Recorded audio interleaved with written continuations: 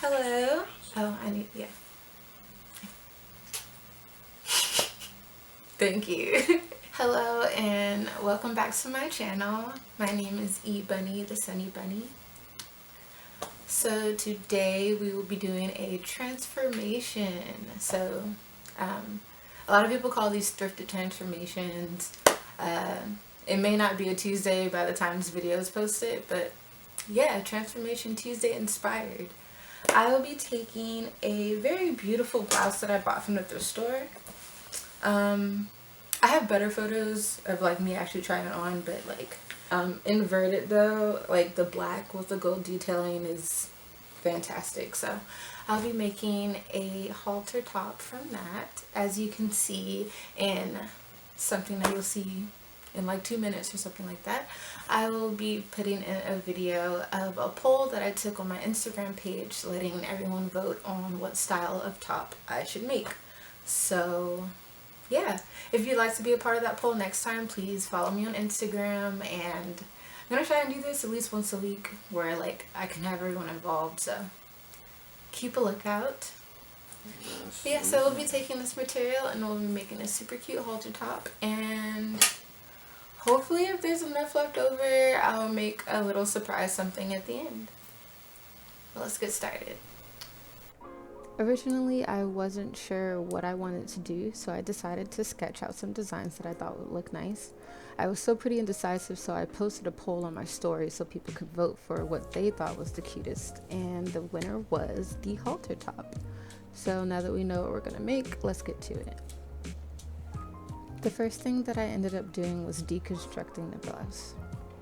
To my surprise, I only ended up needing the sleeves and the cuffs for the first project, since it was a cropped halter top and it didn't require much fabric.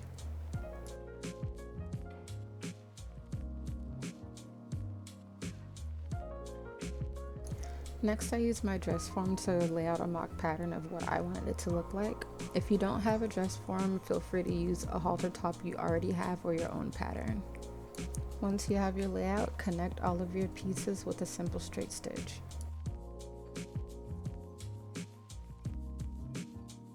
And please make sure that you have thread in your machine, because I thought I was sewing but wasn't.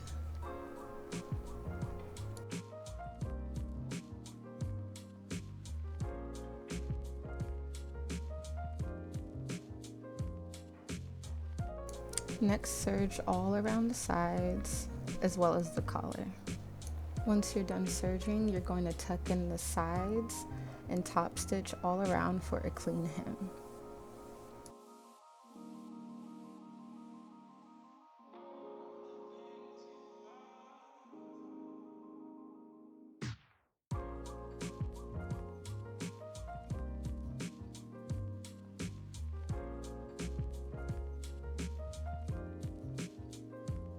Next, you're going to use double folded bias tape to clean the neckline.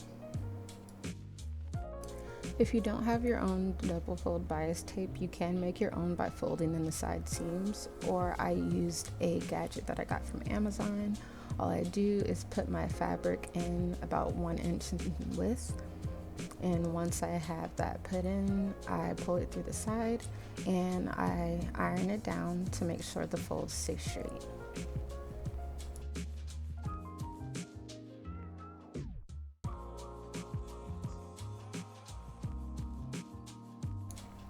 Next, you're going to pin the edges of your bias tape to the opposite side of the fabric. So on the wrong side, hem the smallest edge of your bias tape. Sew down the folded line that you created with your iron.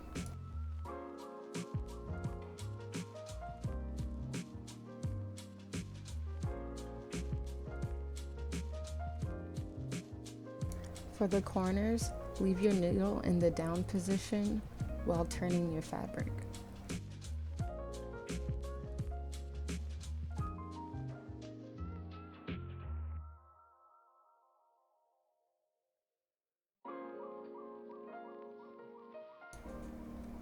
Next, fold your fabric inward to the right side of the fabric and then sew along that seam.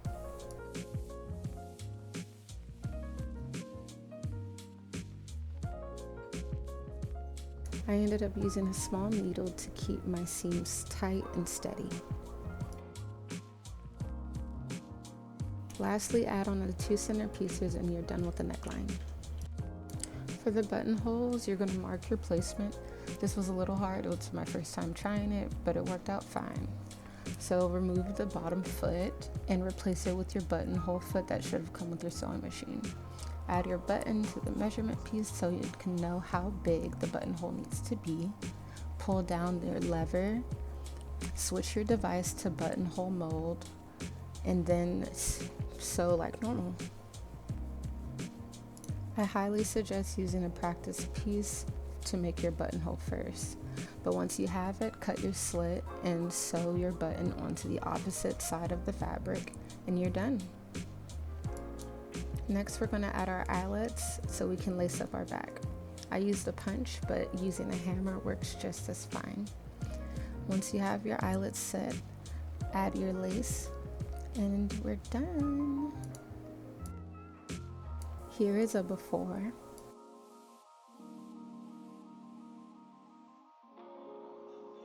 and an after.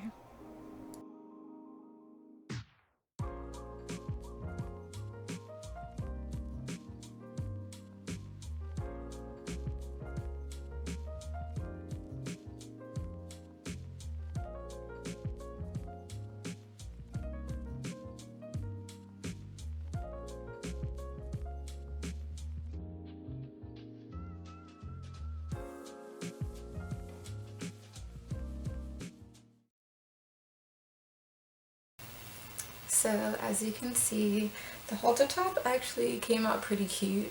I think that technically speaking, this is some of the best work that I've done as far as like, you know, this was my first time making buttonholes.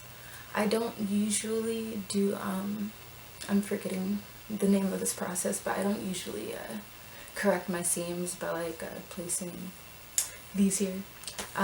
But I think that it came out pretty neat and awesome, and I'm super excited. This is definitely something that I would wear like wherever. It's a bit tight because this fabric has no flexibility, but other than that, like, I'd happily make this again, maybe just in a different and more comfortable material. But yeah, thank you so much for joining me today. Don't forget to like and subscribe. See you later.